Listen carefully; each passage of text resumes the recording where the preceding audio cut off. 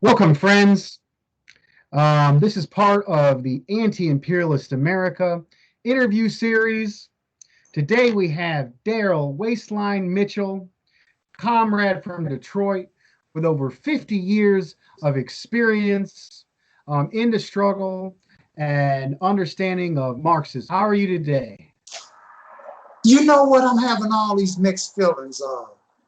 This recent outpouring of grief and tragedy around the foul murder of George Floyd has our country going through something I never experienced before.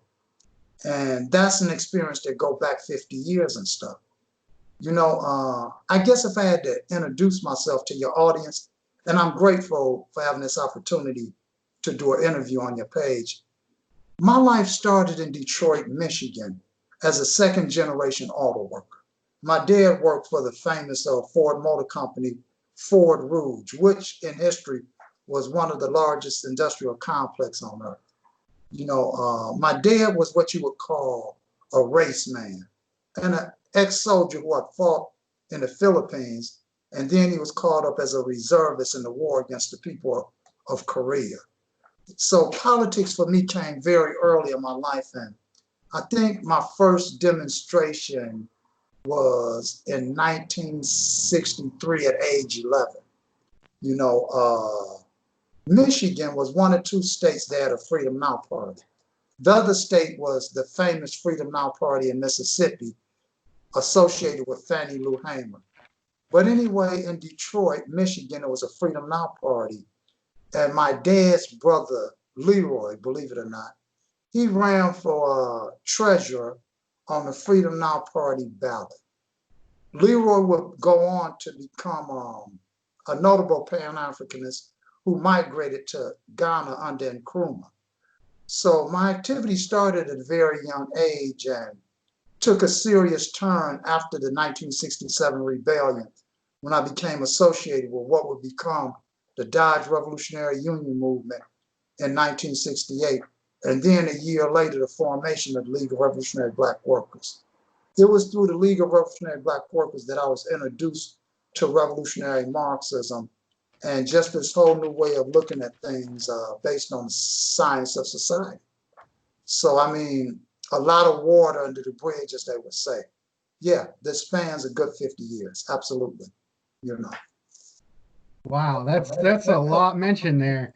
Like I remember seeing very inspiring documentaries of both the Mississippi freedom struggle and Dodge Revolutionary Union movement. I remember seeing very inspiring documentaries and stuff. Wow, it's an honor. It's an honor to have you here. It's a wealth of information you just bestowed upon us. Um, can you tell us? I met you through your page, your Facebook page.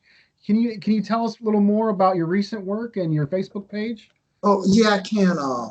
Marxist Glossary Discussion. It was founded 5 years ago, and it was founded as a page to begin to fight for a common language, a social revolution based on Marx. When we talk about Marx and Marxism, you have all these various different trends and different ways to look at things. What had dawned on a couple of comrades and myself was that in all this time, no one has ever produced a Marxist glossary, no American revolutionary. In the early 70s, when I was a member of actually a founding member of the Communist Labor Party, we reprinted Marxist glossary by L. Harry Gould, right? And he was writing out of Sydney, Australia, back in 1943. And we had used that Marxist glossary. So after the 2010 social forum, which was held in Detroit, a couple of us got together and did the project that became Marxist glossary. And if I may, I got a copy here. This is Marxist glossary, right? That's the large edition, expanded, and I have somewhere over here. When my eye fall on it, it's a copy of the mini glossary, which is green. But if I can go back a little bit Okay. and talk about Marxism and Marxist glossary, back in 1969, when we founded the League of Revolutionary Black Workers, The reason we didn't call it the League of Revolutionary Black People is because we had a fundamentally different understanding of class than the rest of the revolutionary organizations of that time, notably organizations like the Republic of New Africa, RNA, and the Black Panther Party. Our understanding was very different, and it was based on us growing up generationally in what Marx and Engels called the factory system. So it was just natural that in Detroit of the 60s, which was like this vibrant and incredible place to be in, you had like this energy that was producing Motown, right? The sound of young America. And within that environment, you had what would develop as a proletarian intelligentsia. Now, when we talk about a proletarian intelligentsia, which first, in my view, developed in Detroit, we're talking about the entire history of the formation of the industrial working class. This is what I mean. When Marx and Engels founded the first international and started describing the industrial system and the factory system, the people won over to Marxism were people who came out of the bourgeois intelligentsia. And that's no crime or anything like that, because Marx and Engels, in fact, come out of the bourgeois intelligentsia. You know, after the first international, we had the second international, and it gave a different flavor, if you will, to the working class movement, because it was founded to form large proletarian parties. Then, of course, you had Lenin and the Bolshevik Revolution, and they was formed to teach a section of revolutionaries the art of insurrection. However, Marxism was still, to a vast degree, relying upon the intelligentsia. Two things happened simultaneously. In the Soviet Union, you had the formation of a proletarian intellectual and intelligentsia because they had the intellectual and material infrastructure, schools and things like that. It would only be in the post-World War II period in areas like the Midwest that you would begin to have Marxism grip second generation industrial workers to form a new proletariat intelligentsia.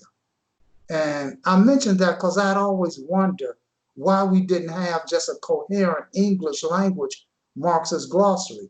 And it took me a while to understand and catch up with our history. I mean, which is quite complex because our country was formed on the basis of successive waves of European immigrants. When they came here, they brought the different concepts of their mother country, including syndicalism, into the US. So what had to take place is the development of historically developed form of the working class. And as that began to develop, we could have a different form of Marxism that was deeply American at its roots and stuff.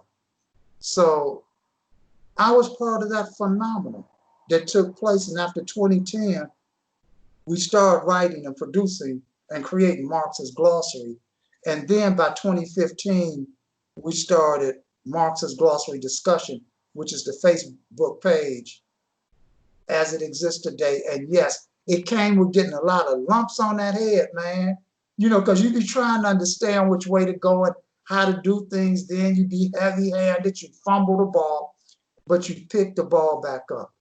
But yeah, Marxist glossary discussion has a potential that I never could envision when we first started out. And that includes meeting you, right? It allowed you and I to get together. So I think that's just wonderful. But yeah, a lot of history, a lot of ground we can cover in this interview. Yeah. Wow. I think one of the harder questions that I wanted to Yes, ask you, sure. an issue I'm dealing with, and you said you had some influences from like Pan-Africanists, Yes, and you said your position was slightly different from that of the Panthers. absolutely. Okay, can you talk a little bit about Black nationalism and maybe your perspective, how it differs? You know, like the initial Black Panther Party was Hmm. formed in Louisiana, Okay. in Lyles County, if memory serves me correct. And then Max Stanford, Ahmed Mohammed, right, who was the initial organizer of RAM, R-A-M, Revolutionary Action Movement. He organized the people in New York who would go on to form the Black Panther Party. Huey P. Newton and Bobby Seale did not agree with the vision of the Black Panthers originally organized in New York because they had another vision of a different type of organization that needed to be formed for the West Coast. Now, you can find a lot of this information in the book, We Will Return on a Whirlwind. And it's one of the better histories of the development of the various Black organizations during the 1960s, 70s, 80s. And it has an excellent chapter on the Black Panther Party and the League of Revolutionary Black Workers. To go back, Detroit was the quintessential factory town. You know, people talk about Henry Ford creating this new innovative system in Detroit, but actually he didn't create the new factory system and assembly line in Detroit. It was actually created in a suburb of Detroit called Highland Park. The factory was located at Woodward and Manchester and Highland Park, and it was there that he created this new system of assembly line production. My dad moved us to Highland Park in the early 60s, and he was a worker at Ford Rouge, of course. What I'm describing is how not only myself, but others of us who are generationally auto workers developed our outlooks and ideology. We always had a profound ideology that could be roughly called the culture of the industrial proletariat. Well, more accurately, it would be the industrial working class. And we grew up in Highland Park. Highland Park also had the honor of being the home of Chrysler International because it housed Chrysler International headquarters. What I'm trying to describe is a concrete difference that made Detroit different from the East Coast of New York and also different from the West Coast when we talk about Oakland, California. And because of these concrete differences, organizations would develop different as they address the issues in their community. In Detroit, because it was the home of the factory system, our former organizations more or less resembled those described in the Comintern documents.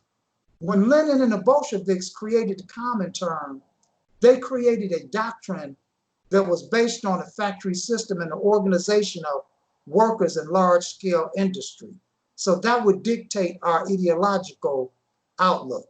Now, we were very much part of the civil rights movement, and we had a strong thread of bourgeois black nationalism.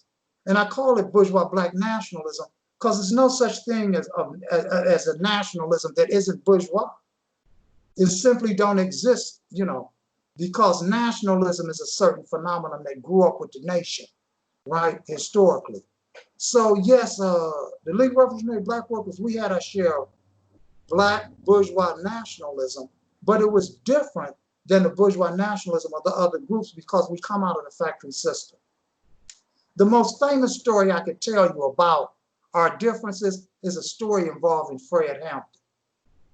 After we put out a newspaper with the headlines, Drum, Vanguard of the Black Revolution, a section of the Black Panther Party in Oakland became very angry with us because they deeply felt that they were the vanguard of Black Revolution. So in order to straighten us out, they sent Comrade Fred Hampton down to Detroit in a meeting, right, who was quite a young man back then. And Comrade Fred met with comrades like General Baker, William Mitchell, Luke Tripp, John Williams, Abdul. I think Ken Cockrell may have been there, but it's been a while.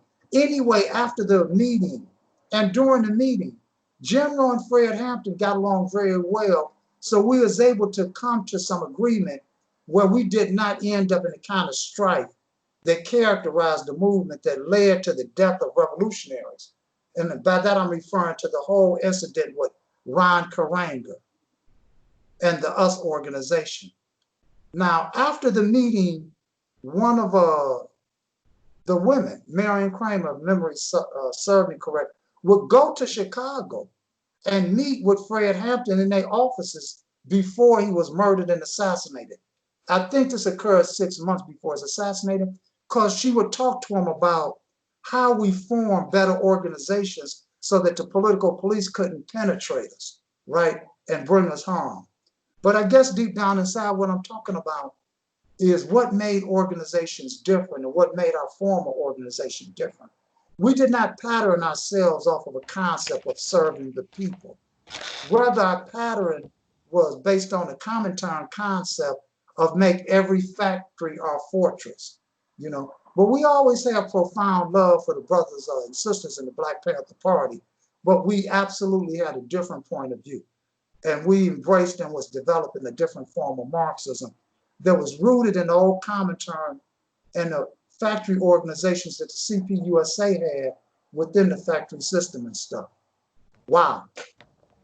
That's a It's lot. more to the story. Well, the story is so rich. Like in '68, at the end of '68, comrades like John Williams, Luke Tripp, General Baker, Ken Cockrell, I think Mike Hamlin, understood that it would be a certain attraction towards the Black Panther Party because they had this energy and vibrance about themselves. So what they did was set up the first Black Panther Party in Detroit. And it caused friction because the brothers in Oakland said, y'all ain't no real damn Panther Party. Y'all the lead people. And they demanded that it be disbanded, which it was. But, you know, back then you had like Cass Smith was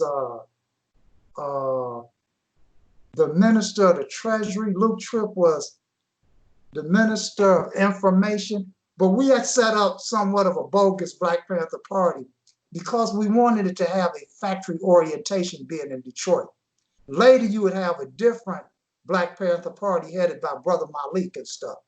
And I recall when the police attempted to murder them, because we got a call from Black police officers that the Detroit police was getting ready to murder these young people. So we organized people around the Black Panther Party offices and stuff so where they couldn't kill them and stuff. But yeah, we have a very interesting and complex history and stuff.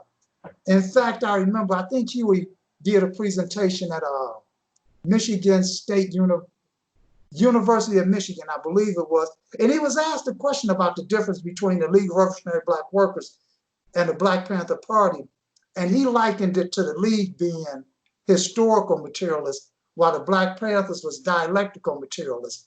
And what it did is make us smile, you know, because we had developed a different understanding of Marxism. And I think the proof and vitality of that form of Marxism we developed is present in Marx's glossary. I think that is the proof of our roots and how we developed and stuff. And there's no shame on that I'm trying to, I ain't trying to throw shade. That's what they were saying. I ain't trying to throw shade on nobody, but I'm smiling because we had these relationships with all these groups in Detroit and stuff. And, you know, like I look back over 50 years of my lifetime, man, and, you know, it was a wondrous period of time, but it's nothing like what's taking place today. What's taking place today is off the scales. Once the Anglo-American people move in this country, we're going into revolution. I mean, it's sad, but I have to be truthful with you. As long as it was just blacks being murdered and it was just blacks and browns protesting, nothing was going to happen. The moment the Anglo-American people began to move, we can talk about proletarian revolution and the social revolution of the proletariat in the way that Marx and Engels exactly wrote it. I am deeply saddened at the murder of George Floyd, but I am just, man, I'm going through the roof over what's taking place. It's outside my conception. It happens so fast. I just can't believe it. These wonderful young people, man, and all of, when you get my age, everybody's beautiful, right? I look at these pictures of all these beautiful people on the street protesting with an understanding that we have reached a point where we can dismantle the colonial architecture of America. They say it in the sense of overthrowing racism. What they mean is we have arrived at a point in our history where we are going to dismantle the colonial architecture of the country that grew out of the successive ways and stages of development of the industrial system. And I'm glad we have arrived. This is like just mind-boggling and beautiful, and beautiful. And you are of that generation, James. It's your world, brother. It's your world, really. All right. Thank you. That's a lot of information. I have to go back and watch over that and do a little more research. Sure. I think something you're saying that's really, really vibing with me Yeah. is this concept of what's your concept I promote, which I got from brother Caleb Maupin. He says, out of the movement to the masses, which is what I'm trying to do on this show, which is make Marxism more understandable and accessible to larger amounts of the people. And I think it also goes in with what you're also talking about, not taking per, like not having like vanguard groups, like look at the other revolutions and say that's exactly what we need to do here, but finding out what are the conditions here and using that to inspire and figure out what we need here for revolution on our specific region and our specific country's material conditions. You shared a link with me memorializing, you mentioned General Baker, and it was from an organization. In that organization, they used the name New America.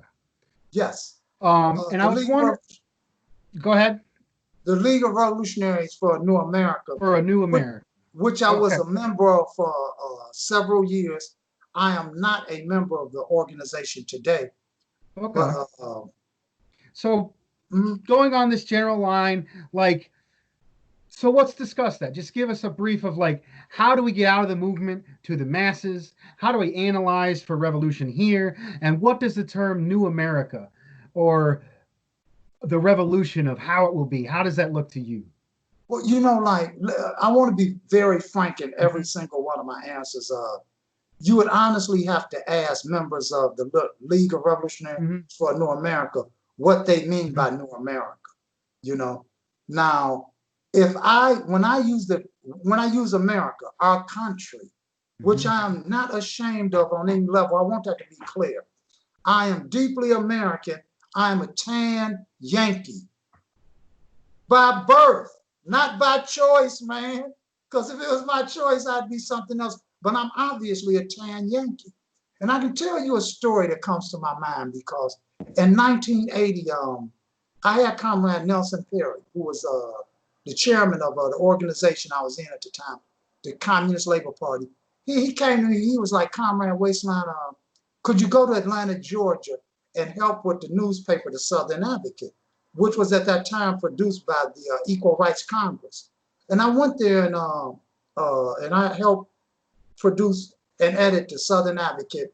And at the top of it, we changed it where it said, news from behind the cotton curtain.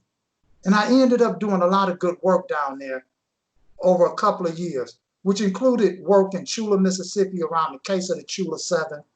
I was in Georgia at a time where you had the Atlanta child murders. And I remember I had to get out of town because I reported on the death of 38 Black women that hadn't hit the news. But what I want to talk about is, it took me a very long time to understand what it means to be caught up in history. Because when I went south to Georgia to edit this newspaper, I didn't understand me to be going south historically as a carpetbagger. That was not my view at that time because I had this Black nationalist ideology that prevented me from understanding the deep threads of American history. But the fact of the matter is that I arrived there as a tan Yankee, and historically in history as a carpetbagger, and that I am a proud son of the Northern Anglo-American industrial working class. And I don't repudiate who I am, period. Now, what I try to look at and understand is how our country came to be and how it was organized, and our country was organized in its genesis in the South. America in its genesis is a Southern country because all the economic and social and political centers of gravity was in the South. First, the upper South, right? Virginia, Jefferson, Washington, the planters and stuff. And later with development of the plantation system, the lower South. And I have to mention this because we have to get to a point where we have a form of Marxism that's deeply American and that no longer lies about who we are. Yes, we have been deeply imperialist. Yes, we are an empire state. But today we can talk about seeing the end of being an empire state. That's what the movement today tells me. When you talk about groups like the League of Revolutionaries for a New America, I was not part of them forming themselves in 1990 and 91. They formed out of the Communist Labor Party. I was a founding member of the Communist Labor Party, but by the late 80s, I had been out of the Communist Labor Party for a number of years. I actually was purged in, I think, 1985. I think for being drunk and cussing everybody out. In fact, I got wrote up maybe 10, 15 times, purged 2 times. Because you just can't purge me, man, because I keep paying my dues and stuff, man. You can't tell me who I'm going to meet with, man. And the country I come out of, if you ain't been wrote up 10 times and purged twice, it means you set up and agree with every goddamn thing. Now, you can't agree with everything. But you know, this concept of a new America, I remember 20 years ago objecting to it as a concept. I don't feel that way today. I am not going to repudiate who I am for anyone. You know what? Let me tell you something, man. Because our working class was formed from successive generations, waves of European immigrants. And without the German workers, man, we wouldn't even have a democratic tradition. It was German revolutionaries that fought on the side of the Northern armies of liberation. There's no shame, and I'm not ashamed of that. Yes, I want a new America. I don't want the same old fucking America. And yes, we can talk sensibly about the breakup of the USNA state, but we'd have to look at the historical data on that and do a study of it, because America is already in real time breaking up on the basis it was formed. Let me give you an example. Right now, I'm in California in the Silicon Valley area. And for a few years, folks have been talking about the People's Republic of California, because California entered the Union at a certain period of time, as did Texas, right? So we're talking about this vast land of ours being formed a certain way. You know, and we're talking about questions like Aztlan and historic Chicano peoples and nation and things like that. But I think it's just counterproductive to hate the word America. I think it's deeply counterproductive. I do insist that when we talk about America and the USA, that we talk about the United States of America / North. Because it's a bunch of Americas in this hemisphere. So absolutely we should be specific. And even when we talk about the Anglo-American people, right, who developed historically, the white folks in Canada are Anglo-American. So it's different things we have to do to be specific. But the idea of me wanting to repudiate my history like I was a young leftish liberal, no. That's not my point of view.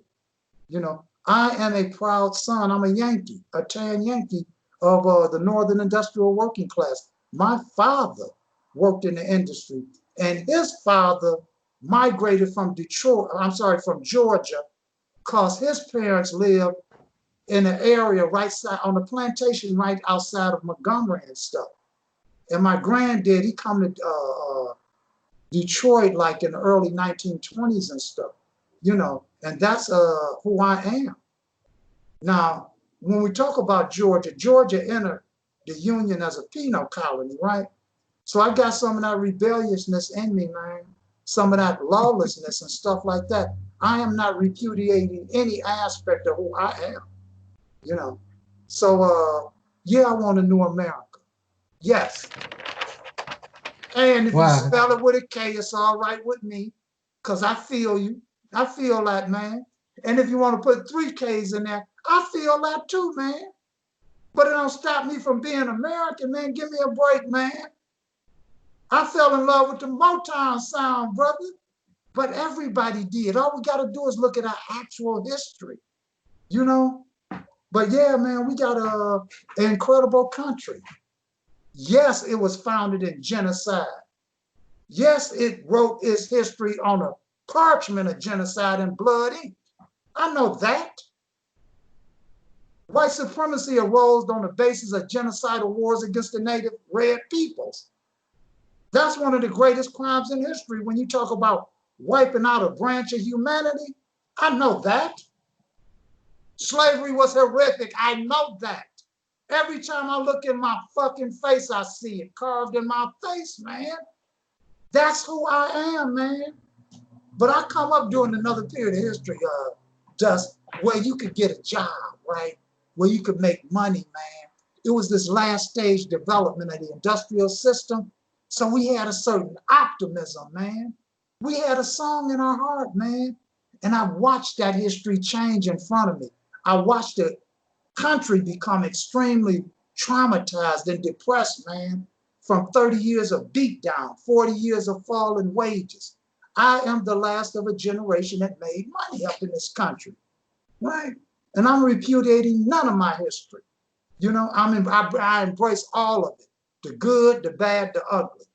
I'm fighting where we don't have to keep reliving that, where we can recover from our trauma. And that's what's taking place today. The people out in the street, these young people, they're fighting to recover from how we have been traumatized for the last 400 years. And I can see this vibrant new thing on their face, man. I be feeling good every day, man. You know, the murder of George Floyd, March the 25th, set off a chain of events I didn't think would take place during my lifetime. But yeah, man, you want to talk about the new America and the American thing, man? Look here, man. I was teaching some classes in South Africa in Nkrumah School, right? I'm American, man. That don't mean I don't love my brothers in South Africa, but they know I'm American. They know I'm what my generation would call the so-called Negro, right? Because I remember all this stuff. But anyway, don't get me carried away, man, like, because I ain't throwing away nothing, man. Yes, I went south with my carpet bag, as did thousands of people in history, man. And I'm not ashamed of that. I'm not ashamed of that. I'm not. No, I'm not going to live in shame. No. Right on, yeah. I've actually there was a group that introduced that term to me, Students and Youth for a New America, and I started using it in my videos, and I saw it there, so I was like, the term came up spontaneous between two different groups, and I think it means similar things. It means we need a new vision for our country that isn't bogged down with racism and imperialism and classism. And that isn't bogged down by ideology from the colonial revolutions, right? See, I mean, we inherited a certain form of Marxism, and there's no shame in it. It's just how history worked itself out, right? My generation was the first generation of Maoists, man. Chairman Mao's still my chairman right now, but I'm not a Maoist. However, we as first generation Maoists, back when Brother Rob had Chairman Mao write the statement on the Black struggle in America, I remember that. I remember when Brother Robert Williams, flew back to America, he came into Detroit. Some of our comrades met him at the airport and stuff. I remember that. But I mean, we have this history that we just have to come to grips with because it's just who we are. I am not a Maoist, right? I'm not trying to recreate Lenin.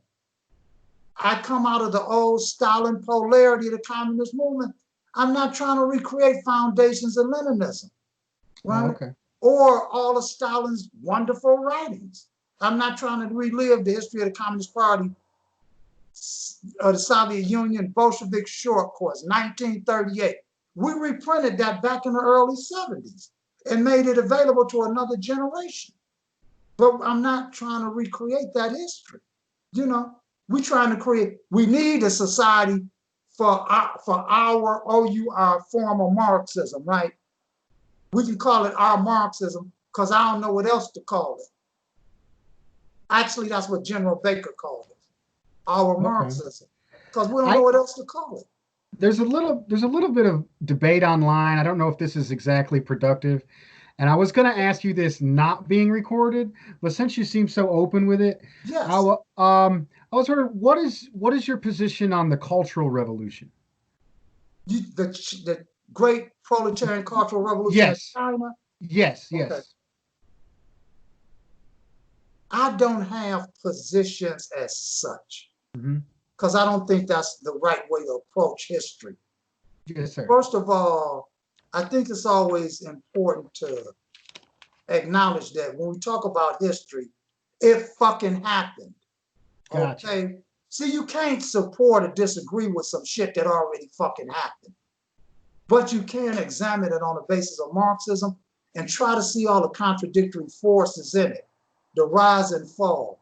I think what Chairman Mao and back then Lin Biao had in mind was how do we prevent the growth of a parasitic section of the administrative apparatus, right? How do we prevent that? How do we prevent the growth of bureaucracy? And you can't, because bureaucracy, like everything else, is a historical phenomenon with its life cycle, right? See, everything has a shelf life, right? So do bureaucracy, so do administration. Even if we never know what the shelf life is, it has a shelf life because it's part of history and it arose under certain conditions. Therefore, it's going to peak, develop, and die. I think they were attempting to defeat what we would call today like the formation of a bourgeois, petty bourgeois intelligentsia and administrators in a country of over 1 billion people. And you simply can't do it. It's just not possible. If you look back on the criticism that Chairman Mao did himself, he said that part of the projections was just erroneous. He said, I have to criticize myself because Mao was so great. He was just such a wonderful man. He said, like, I don't know why I thought we could have 10,000 little furnaces and produce steel on a mass scale, and he gives this criticism of himself and their own tactics and stuff like that as they struggle to come out of this deep feudal history and a form of ideology, Confucianism, that goes back thousands of years. But the Cultural Revolution happened. They were grappling with how to form a society somewhat different than the Western model, but at the same time not become victimized by this administrative apparatus and a newly formed bourgeois and petty bourgeois intelligentsia, and it's historically inescapable. You can't defeat them, it's impossible. What you can do is set up your party in such a way, and Stalin tried to do this. You have to set it up in such a way where you have an apparatus that can purge itself as it developed through each quantitative stage of history. See, at each stage of history, comrades, people come forward who can serve the specific task. After those tasks are realized, it's time for you to do something different. The problem is you get stuck. Under capitalism, companies that can't make the transition go out of business, or else you wouldn't have a Cisco system, of Microsoft, right? Apple. Under communist controlled countries, is not market driven. Therefore, you have these propositions that even when they are no longer vibrant, they still have a life of their own because you don't face destruction saying that dumb shit that arose in a previous period of history. So it reproduces itself. In the bourgeois system, they go out of business, they die in the market. Marx called it the bourgeoisie being pushed into the proletariat. So we have some very interesting and complex struggles. It's why the communist movement has to be formed anew. We can't form it on the basis of the doctrines of the Comintern. We'll lose everything. But I can't give you a more objective analysis because of my love of the Chinese people, man, their history, right? The glory, the splendor of the social and political revolution in China. 1949, when Mao said China has stood up, man, half the colored people on earth, man, just wanting a celebration. So I can't be objective about that, man.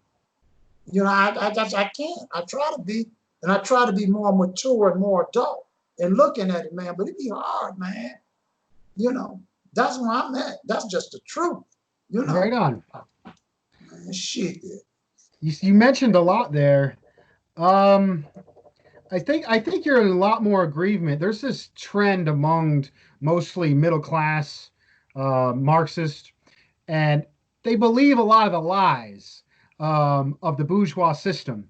And they say how Stalin was a dictator, communism never succeeded, nothing ever happened in China. And I think me and you are in agreement on that the Soviet Union vastly improve the conditions, industrialized to a world superpower in a matter of decades, defeated the Nazis, invented space travel, and then China kicked out the U.S.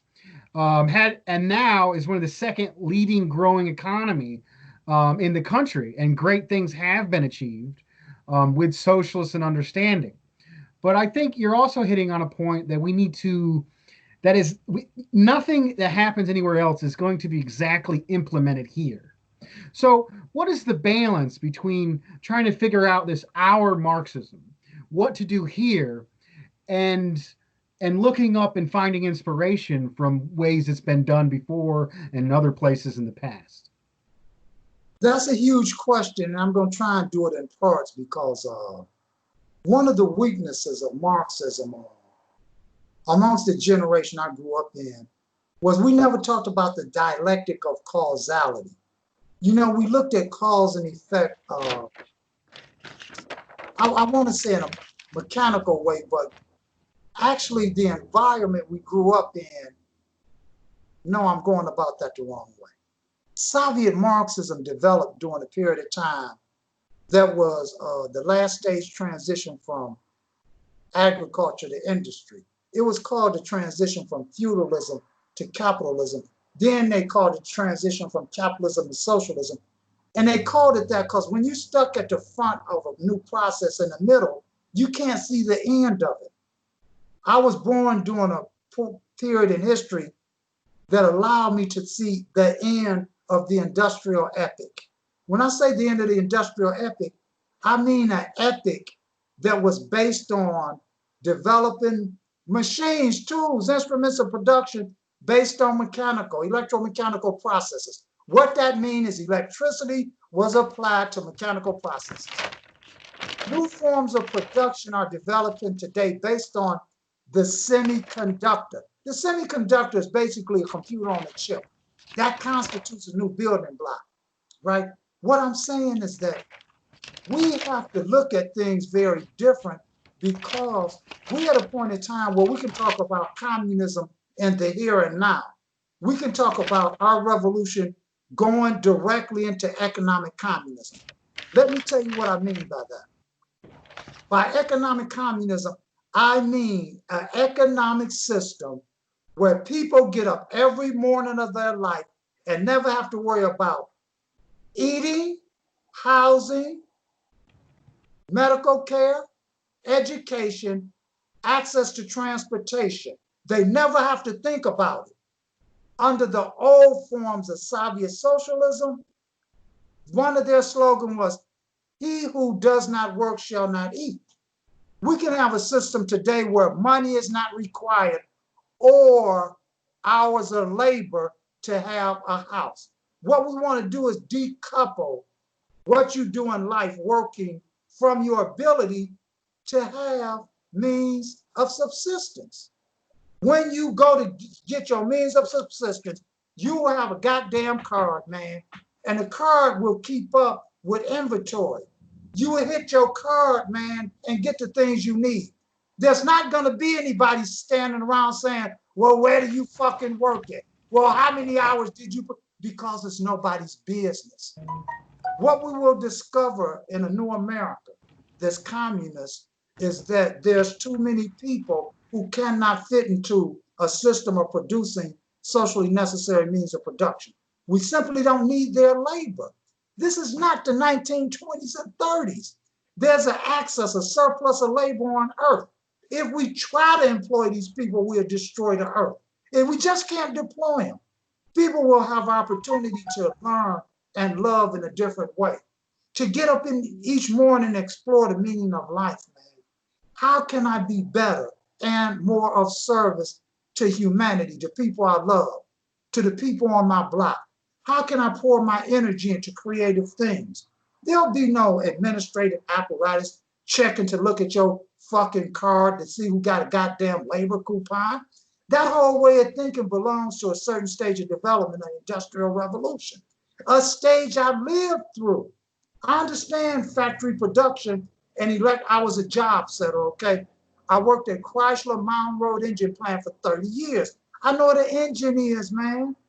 And I know what electromechanical processes are. I watched the first robots come into the plant, and they were a sight to see, man. I remember the first touchscreen computers in 1984. There was no modern application for them like we have today. So they were used to test our hearing, right? But there was no modern consumer application. I guess what I'm trying to talk about is why we have to free ourselves from doctrine. Why these young people are not going to be hung up, man, on the sectarian doctrines of old communists and people who grew up and inherited this old ideology. These new people on the street today, they don't know nothing about our old struggles, our old ideology, our old arguments over Trotsky and Stalin. They don't know anything about that. And they should not be saddled with our old prejudices. They really shouldn't. But yes, I come out of the old Stalin polarity. I'm proud of that. I knew Admiral Kilpatrick and met him. Admiral Kilpatrick was a political commissar in the Comintern. They assigned him to Spain. He went to Spain to fight Trotskyites and anarchists. I was glad to be in the same room with him, to be able to touch his knee. You understand? As a young man, this is in the 80s and stuff, because these people have been dead decades, man. But that's just a part of history. I can't pretend it didn't happen. Well, yeah, I was proud, man. I was proud, man. I was proud of the national colonial question. I'm proud of being a Yankee. I'm proud of who I am. But no, those old struggles that need to be buried, we don't need them today. Nah. Did I answer the question? I forget what the damn question was. The question was the balance between being inspired by other historic and other countries' movement and developing what's necessary here. We can't repeat Soviet history because Soviet history occurred during a certain stage of development of the productive forces. I think that should be our starting point. See, Marx laid out the general law of social revolution in his famous preface to a contribution to a critique of political economy. He says at a certain stage in its development,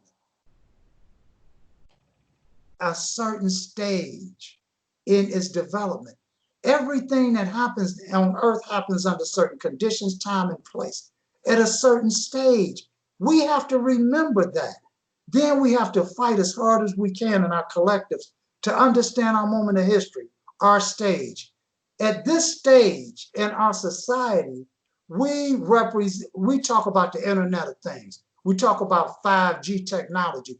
We're talking about the world being integrated in a way that was not possible when I was growing up. The proof of it is the response to the murder of George Floyd, where the whole world feel the grief and the trauma at the same time. We are watching world revolution to unfold in the way that Marx talked about it, right? Where the entire world experienced the moment together. We can look forward to the development of a world consciousness. And I think that you're going to live under communism. And living under communism don't mean that the state disappear. We have to overthrow old formula. The first stage of communism means communism. That when you get up in the morning and you need to go shopping, nobody gonna want to know where you work, man. Nobody ain't gonna ask you for money.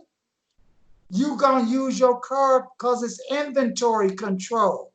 What that means is when it's shown on the screen that you got 1,000 steaks, they're gonna tell you go to the warehouse where the people who own restaurants need 1,000 steaks. What ownership will mean is guardianship. It's not going to be a property relations. And by property relations, I mean the control of things that dominates the reproductive life of people, right?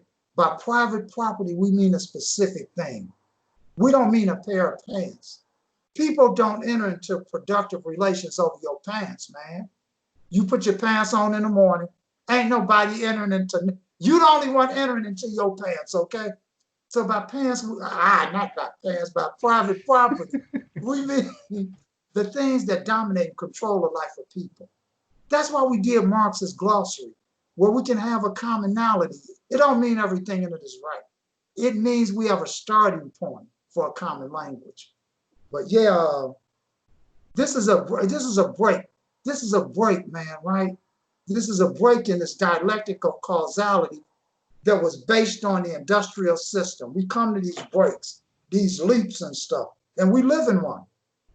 No, they're not going to talk about the kind of society that the Soviets were, that China was in 49, 50, and 55. And China, yes, bourgeois production take place in China. I don't know one Marxist who say it don't. The question is, to what degree is socialist policy, socialist ideas, and revolutionary Marxism being fought for in people's China? But nobody denies that those factories and plants produce and reproduce on the basis of what Marx called the bourgeois mode of commodity production. What did they make in China last year? I think, what, 30 million cars? The fuck, man? You can't make that go away. It happened, you know? Now, are there Marxists in China? Without question. And if I had to estimate it, I would say that roughly 10% of the 90 million party members in China are Marxists in the sense of you and I. 10%. And they have their hands full, you know? Yeah. Sorry to get carried away, man. Like what's taking place in real time in our country is just unbelievable, man. Unbelievable. Never thought I'd live this long to see this. Okay. I really like how you're about understanding, not about dictating what things is, not dictating a perspective. You're about understanding it, getting to it, getting the story out there, and really getting that. And like that's very inspiring, mature, and very well disciplined. Can you talk about like what are the current material conditions we face? Many describe the current period as the accumulation of destruction or deindustrialization, where our wages are stagnant, we're getting less and less rights. Like, can you describe this current economic and political period that's coming? I think that however we approach anything, we have to understand that everything take place under certain condition, time, and place. Everything has its history, right? We try to search out what's rising and developing rather than what we just see in front of us. Because it's what's rising and developing that we need to hitch our red wagon and train to. Like, if we talk about today, we'd have to talk about a certain stage that we're trying to figure out of the digital revolution. If we don't begin there, we're lost. And I don't say we should begin there as a subjective thing. I'm telling you, man, that society is being reconfigured on the basis of the architecture called the semiconductor. This semiconductor, these microprocessors and stuff, they grew out of the revolution in science. Before then, we had a society that was based on transistors. And I remember when I used to go to the drugstore, my dad would send us there with vacuum tubes, because we go to the drugstore and we put the vacuum tube in the machine to see if it was still working. My dad studied electronics. He became an electrician in a Ford Motor Company, right? Which was hard for a black man back then. So the experience of technology is not an abstract thing to me. It's palpable, it's material. It defines every element of my life and my kids. So our starting point always have to be what stage of development of the material power, that's the language Marx used, the material power of productive forces we at. And we at such a stage where robotics is basically eliminating all human labor from socially necessary means of production. Human labor is still being deployed, but look at what is being deployed to do. Service workers are not akin and the same as workers producing material commodities that go into the market with an exchange value that's bought and sold to workers in a division of labor. See, we have to define all of these things and fight like hell to understand them. Now, we can call this deindustrialization, but I don't look at it like that because it leaves out the element of the digital revolution. Now, I'm telling you the digital revolution is material. What I'm saying is this right here is a miracle to me. It didn't exist when I was growing up. I'm telling you, it didn't exist. It's a miracle. It's an unbelievable level of technology. I bought my first really good computer back in 91. It had 1/10 of this computing power. It cost $5,000. So we have to at least catch up where we're at. What we're looking at in the United States of North America is a society that's being reconfigured based on the digital revolution, right? We're looking at a whole new worldwide infrastructure. Now, if I go back a little bit, because we're talking about finance capital at a whole nother stage of development, and let me just hit this real tiny, because when we talk about money and the money economy and stuff, computers, the semiconductor, it made it possible to create a new system, a new infrastructure, a new architecture. This new architecture meant the development of a non-banking system. When I was growing up, man, you look downtown and go to the Bank of Trust, where they had the planners and merchants banks and stuff like that, because everything was combined into this bank. Bank and trust mean you had a bank that took deposits and loan money. Trust mean that was their investment wing, right?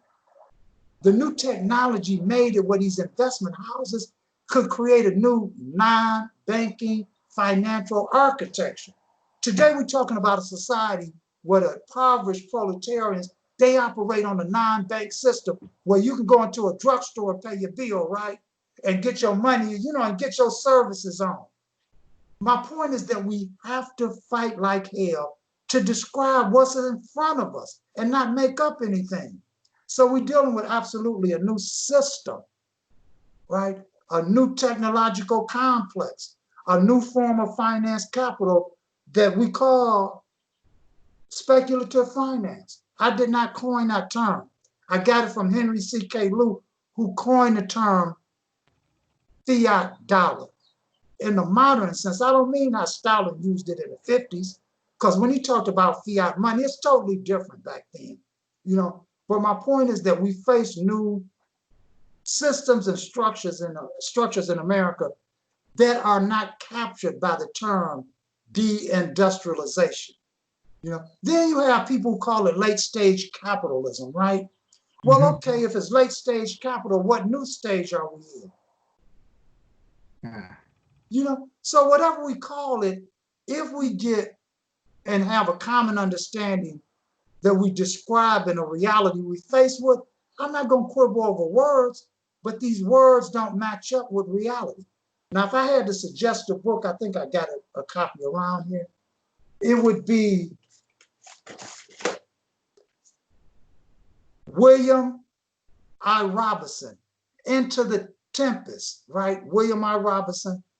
You can look him up. He's been writing about the new forms of finance capital and the new forms of the state for 20 years now. He calls the state today evolving into a transnational state. That's the language he used. And I kind of like that language that he used, but he's worth looking at because we have to have a common language and way of describing things. But no, I would not call it deindustrialization. See, the industries that's being set up in the third world, see, there I go with the old language, in the former third world countries, and back during the 60s and 70s, we fought against using the term third world because it came out of the Bangkok conference. It was pioneered by NASA, and they called it the third way, right? Because they were fighting against the Soviet orbit and the US orbit. So it always had an anti-communist thread to it. See, there's no third way, there's no third world. We called them what they was, colonies, neo-colonies, right? But catching up with who we is, who we have been, who we becoming is important. But all these ways of describing ourselves are more or less bourgeois, just petty bourgeois notions of reality. And Marxism is more militant. It demands that we fight very hard to first describe what's in front of us and then to name it, you know. But no, we're not facing deindustrial. Oh, the point. These factories that's being moved, it's not the factories being moved. It's the production being moved into new factories that's built on the basis of the semiconductor. It's not like they're taking an Wow. old Ford plant. That's not what's taking place. The factories that's being moved into the former colonies are configured based on an architecture that includes the semiconductor microprocessors. That's how the world is being brought into this thing called globalism. What is globalism? Capitalism in the age of the digital revolution. Now, will I win as a definition? I don't know. But we got to figure out how to talk about things that make sense and everybody in the same time. They're mourning in London right now. They're fighting in the street in London over the foul murder of George Floyd. What we gonna do, act like that's not happening? And it's tears, it's real pain that's being expressed by a world proletariat.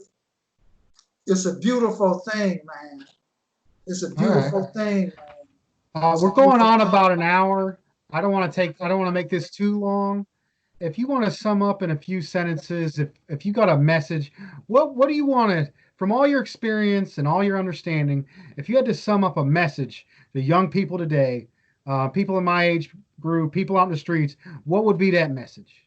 The first one is to, on your Facebook page, join Marxist glossary discussion. Then you can friend me, Darryl Waistline Mitchell. Then you can get your collective together in such a way where you learn how to develop as a family. What I mean by that is that it's going to be difficult to pass through the trauma we're experiencing. We experience connections with each other differently than in my time. But we got to come together and combine in such a way, the young people that is, where you learn how to heal, where you learn how to develop your mind, and where you study so that you can learn how to figure things out that's in front of you. When we talk about the social, political, and economic revolution of the proletariat, we're talking about needing people that are cultured, that are educated, not anybody with a chip on their fucking shoulder. We want to build a society that's truly worthy of being human. Marx called it fighting our way into civilization, discovering our humanity, leaving this last stage of class society, which is a stage of barbarism and stuff. You can also seek out Marx's glossary by Darryl Mitchell and Robin Yeamans, right? But that's what you can do immediately. Now, having said that, I'm an old man. I'm not trying to tell anybody what to do, but it's important that I fight for education, for culture, for us to learn how to love each other, man, and remold each other, where we learn how to overcome our trauma, man, and our debasement at the hand of the police. Yeah, we need to do that. All right. Thanks everybody for joining this discussion. We're going to post more. All right. Thanks everyone.